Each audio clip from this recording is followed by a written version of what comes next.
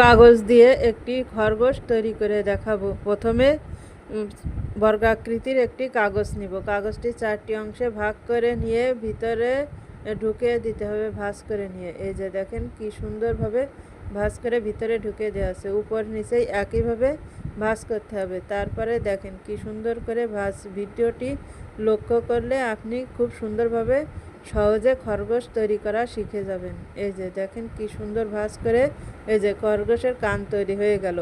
এর পিছনের যে অংশটুকু ভাঁজ করে এই যে কাগজের ভিতরে ঢুকিয়ে দিলে এই যে বসার জন্য কি সুন্দর একটি খরগোশ হয়ে গেল। এই যে এবার চোখ এঁকে দিলে সুন্দর খরগোশ হয়ে যাবে। সবাইকে ধন্যবাদ। ভিডিওটি শেয়ার করবেন।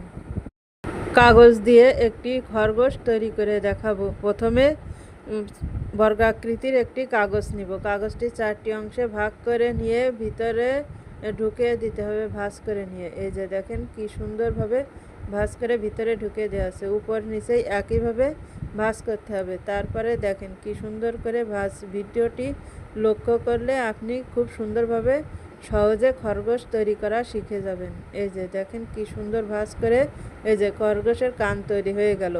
এর পিছনের যে অংশটুকু ভাঁজ করে এই যে কাগজের ভিতরে ঢুকিয়ে দিলে এই যে বসার জন্য কি সুন্দর একটি খরগোশ হয়ে গেল। এই যে এবার চোখ এঁকে দিলে সুন্দর খরগোশ হয়ে যাবে।